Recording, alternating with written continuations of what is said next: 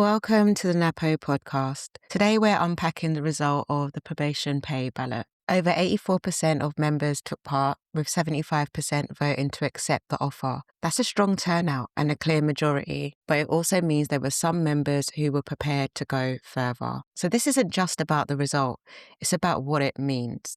Because behind every percentage is a feeling, relief for some, frustration for others, but for everyone, big questions about what comes next. I'm joined by Ian and Ben to talk honestly about the campaign, the result, and where we go from here. So we had a strong turnout, the highest in any of the ballots we ran during this pay campaign, with the majority voting to accept the 6% pay offer. With that being said, there were nearly 25% of members who voted to reject. What do you think this result is telling us about where our members are at right now? So it was hard to predict how this ballot would go. Your member meetings, certainly early on, were pretty evenly spread in terms of those suggesting we push on with the campaign and those arguing that maybe the right thing to do was settle. As the ballot moved on, it became clearer, but we can't forget the fact that there's a strong portion of members who voted against the offer. And as Ben and I said right the way through this ballot campaign, there's no right or wrong answer. It really was down to individual members to weigh up the pros and cons, and let us have a view. So we need to recognise and factor into the coming campaign that a significant number of members did vote against the offer and would have wanted better. And we kind of get that always get that feeling from people. So we'll have to consider that carefully as we start to plan for the next campaign. I would take the main message as being we've got a really committed, engaged group of members who have shown a willingness to turn out in force to say exactly what the position is on the points that are important. That's the key thing for me, because obviously this is 25-26 pay we're talking about, but we'll roll pretty much immediately straight into pay for next year. We have ongoing dispute in terms of workloads and the excessive workloads and the crises in the probation service, as well as health and safety concerns amongst members. So I think that's the really key thing, is we're seeing branches that have done a fantastic amount of work in engaging members. We've seen nationally we're doing some really good work in terms of engaging members. That's where I'm at in terms of some really high turnouts, and I think that's credit to members, because we wouldn't have seen such a big turnaround in terms of after the 4% offer was rejected to come back with a 6% offer. I'm not just saying that because I'm biased. I think that's in large part pretty much entirely down to the fact that the strength of feeling that we showed about the 4% offer, and it's come back from there. That's the key thing from this, because we are going to need to take this forward from here, and there are a range of other fights that we're involved in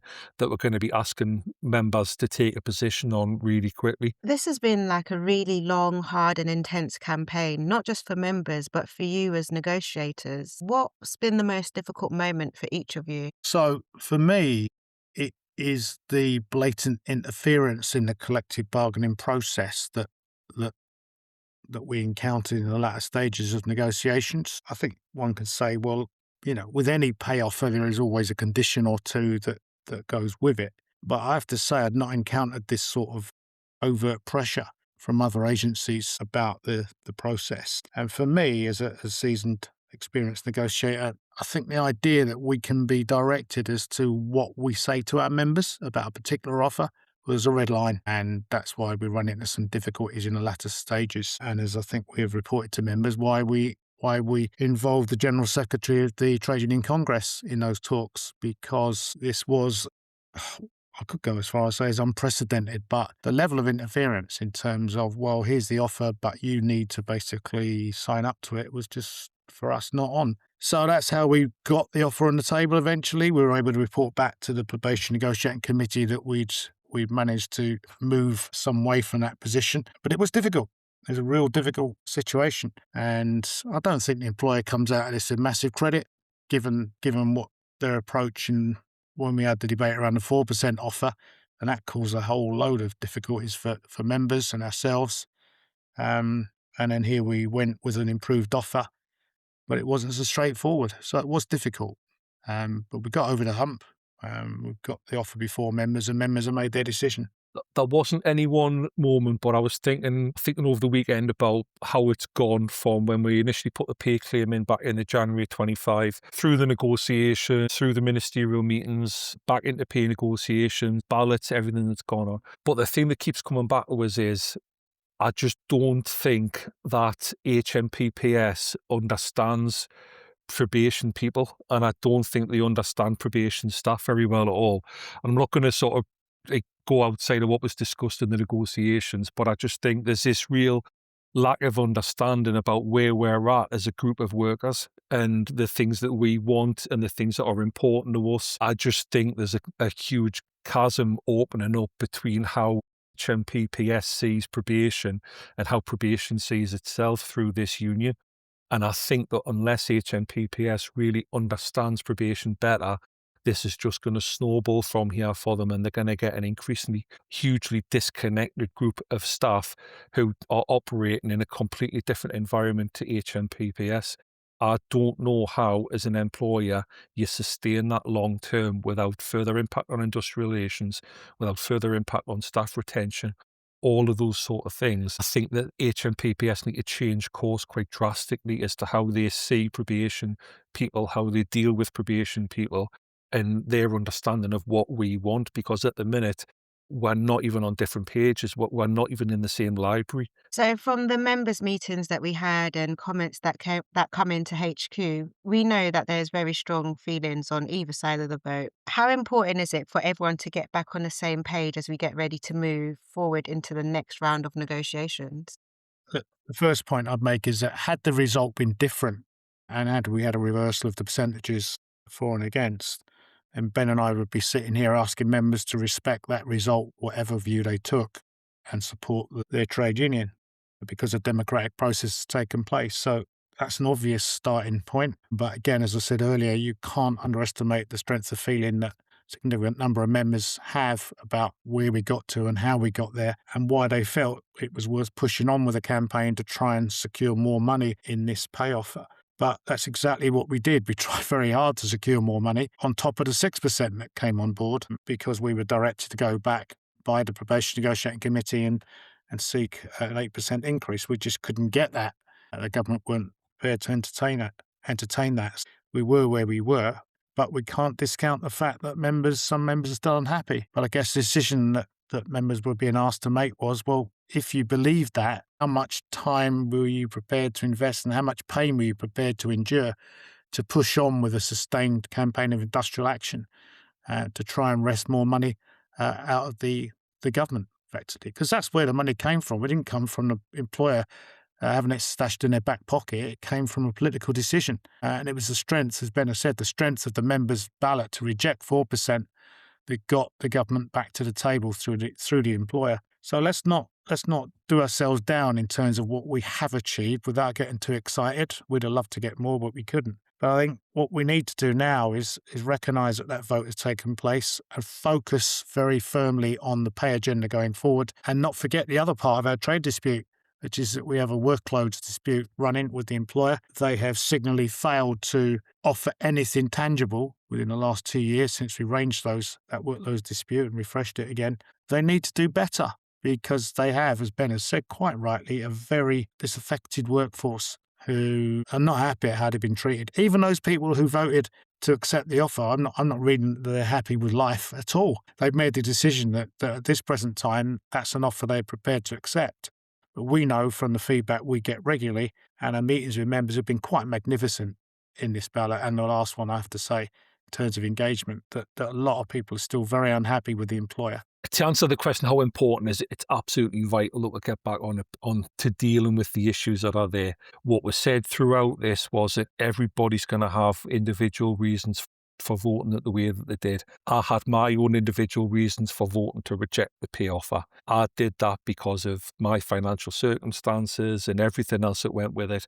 I'm very well aware that I'm in an extremely fortunate position in terms of my financial position. I also thought that I could manage to see through at least several months of it, strike action and working a contract and all those kind of things. I fully appreciate that there were lots of people who did not think that 6% was enough but voted to accept it because they couldn't do that. There were lots of people who voted to accept it because it was enough and they were satisfied with that 6%. That's a long-winded way of saying everybody's got their individual reasons for voting in the way they voted. We're a democratic trade union. The bottom line is we've done that. We've had that argument. We've had that discussion. We've voted, and that's the position. I think we need to be really careful as a union that we don't turn this into a loss, where it's actually been really important, the work that members have done, and there have been a significant level of benefit gotten by the work that members have done in terms of getting this 6% offer and actually accepting it. And I do think that Napo was led in doing that. Would I wanted them to have done more? Of course I do. It's the pay claim was 12%. We weren't able to do that this year, and members have voted to accept the 6% offer. There are massive challenges coming. There's the workloads dispute, and there's also we're going straight into probation pay for next year. If we get into this argument about you didn't vote in the way the vote didn't go in the way I wanted it to, or I'm not happy with particular things that came out of the vote, I'm not necessarily sure that's constructive. If people have got comments, concerns, they want to offer some constructive criticism, then definitely have that discussion. Have that discussion in your branch meetings. Have that discussion with me and Ian and contact us directly. We want to hear those kind of constructive points. I would more want to look at where we go from here. And if there's things that we did really well, if there's things we could have done better, then let's have that discussion and move on from there. But that has to be a conversation. We don't have the time, and we're going to lose something as a movement if we're getting into discussions around and it becomes sort of arguing over, I wish things had gone differently or I wish things had been done differently. Fair enough, but we need to move forward now, and there's some really important things coming in the next days, never mind months, days and weeks, that we need to have members on board and engaged in. I think everyone is keen to have a speedy conclusion to this year's negotiations. I'm assuming even HMPPS and ministers wouldn't want a repeat of what we just went through. How confident are you that lessons have been learned on their end and we can get this wrapped up pretty quickly? Well, all of us, and I think I can say safely from feedback we've had from the employer and government ministers, that this was an appallingly long process. I mean, it's the worst I've ever seen of its kind, certainly in my long career, and it caused chaos, frankly, and caused further discontent amongst staff who felt extraordinarily let down. Ben and I felt we were let down following the meeting we had with the then Lord Chancellor in the summer, just before we launched that first ballot, which sought authority from members to move to industrial action. We tried everything. We even said we'd suspend the ballot if the Lord Chancellor could come back with an improved offer. Sorry, come back with an offer, because at that stage we hadn't got an offer. But nothing happened. It just fell into a void, and we were left with no option but to go to the ballot. But even then, even after that result, where we just fell short of the threshold, it dragged on. The whole process just dragged on and on and on. And understandably, members were venting their ire on us. Why aren't you getting an offer on the table? Well, I'm trying my best. We're trying our best here. But politically, there was just so much inertia. It just soured the atmosphere completely. And it's no way to do business, frankly, if I'm being honest. We should have a claim submitted, which we'll be doing in fairly short order. We should have early discussion about how that's shaping up, what the employer's initial response may be. And then when the government gets their pay remit, when the government issues the pay remit, I should say, then we get into substantive talks. And it ought not then to take months. So this is a pretty straightforward process, really. We submit a claim, they tell us what they can afford, and we chew the fat over that. That's time-honoured tradition. Why it takes so long is anyone's guess. I guess the government had its reasons for delaying matters. For the life of me, I don't think we'll ever quite find out. I have to say I'm not at all confident that HMPPS learn lessons. I think one thing that is a continued source of distress, frustration, anxiety for members is the fact that we're constantly being asked as a workforce to learn lessons from individual cases. We're asked to draw conclusions from particular things.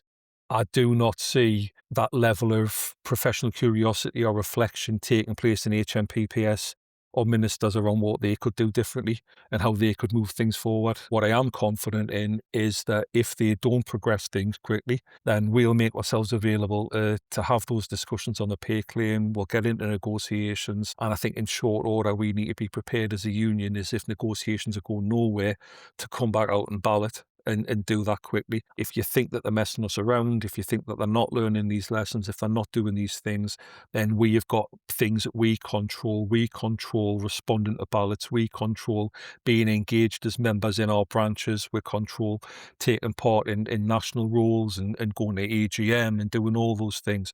Those things are in our control, and we can progress things as best we can that way. That's how we put pressure on HMPPS to progress this. I don't think they learn those lessons until they have that external pressure applied to them. And through pay negotiations for the coming year, that's how we would do that. I think members need to stand ready. And I know that this is asking a lot, given we've just finished the 25-26 pay negotiations and had an offer accepted. But I think within the coming weeks, months at most, we need to be ready to turn this around again and go again to things like balloting if the offer isn't acceptable, or if there just isn't an offer, full stop. And we need to do what we've done before, but increase that level of development and that drive within branches. Because, go back to the point that we've made previously, I think that if we'd reached the threshold over the formal industrial action ballot, then there would have been a pay offer made much more quickly than it was. So negotiations for this year haven't gotten underway yet, and you probably wouldn't want to show your hand too much at this stage. But I know members want some sort of reassurance about the package Napo will be proposing and the likelihood of them getting something that continues to close the gap between them and their other justice colleagues. Is there any light that you can shed? We'll be taking instruction from our probation negotiating committee, as we said, about the future direction of travel. And there's all sorts of speculation as to whether government will be looking to try and strike multi-year deals or single year deals. No one can say with certainty what's going to come toward us. But I think the important thing to remember is, notwithstanding, a 6% pay rise still does not close the gap between probation staff and their other colleagues in the justice sector sufficiently. So, above everything, we've got to have a claim that still seeks to redress that imbalance. And, this is a start, but it's not close enough. So we've got to make up ground still. Otherwise, what are we going to see? We're going to see a repeat of the same story that is happening every year, where, for argument's sake, 1,500 staff are recruited into probation, which we obviously welcome. New blood, young blood in many cases, great.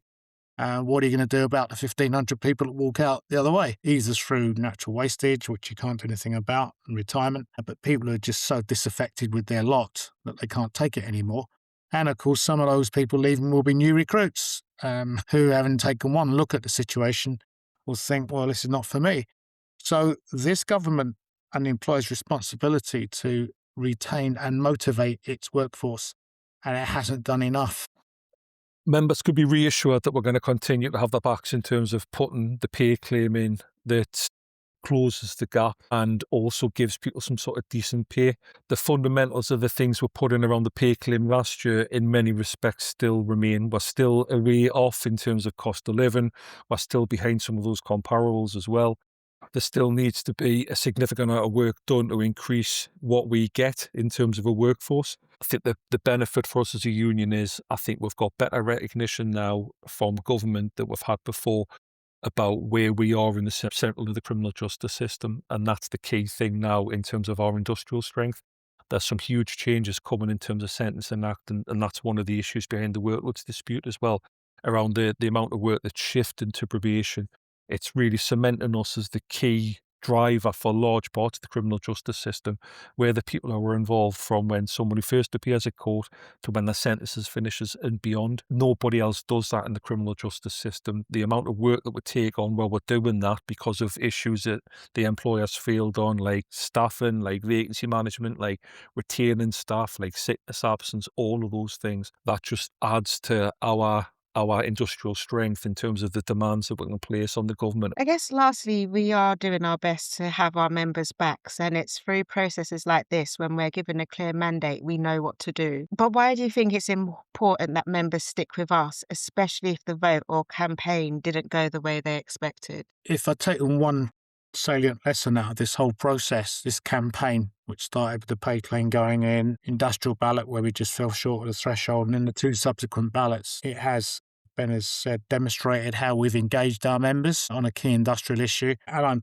absolutely proud of our members for the way they stuck with us. It's been very, very difficult for them, frustrating, no doubt about that. But there was a view within the probation service senior management that probation staff will never do anything in terms of industrial action or moving towards it. They could forget that notion, because I think our people have demonstrated they're very willing, when push comes to shove, to stand up and be ready to fight. And I think that's a big, big thing we've taken out of this process, and we've got to now build on that. And throughout this pay campaign, we've helped to lift our probation membership figures to the highest point in several years. Good. There's more to be done.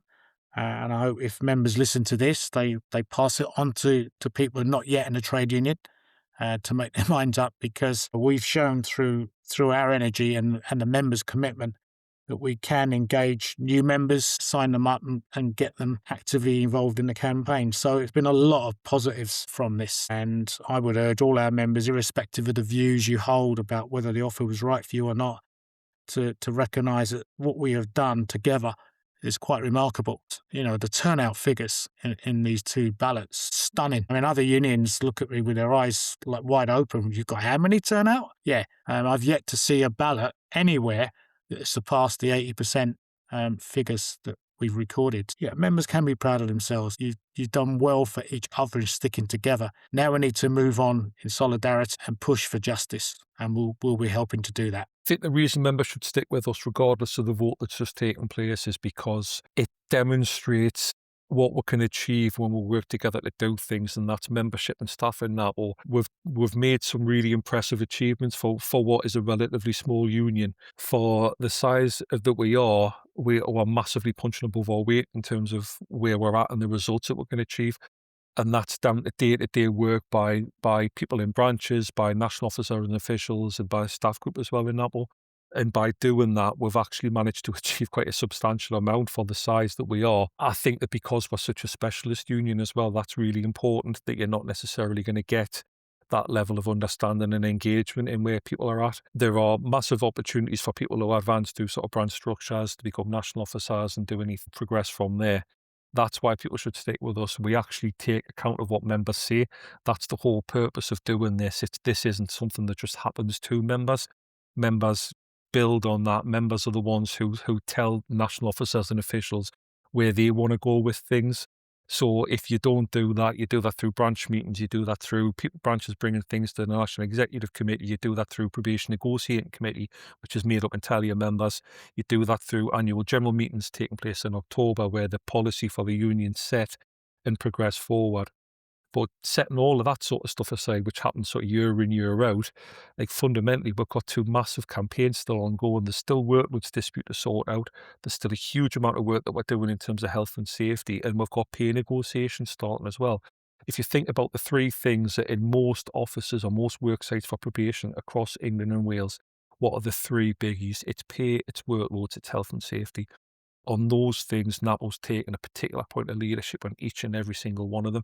And there are massive changes that have been achieved and that are still to achieve. You're not going to do that unless you're in a union, this union. This result closes one chapter, but the story still continues. The issues that drove this campaign, pay, workloads, recognition, they haven't gone away. And we hope neither has the strength we've seen from members. Whether you voted to accept or reject, we need that same level of engagement going forward. It's what gives the union its voice and its power. The next steps will matter just as much, and we'll keep you updated with every step of the way. Thanks for listening.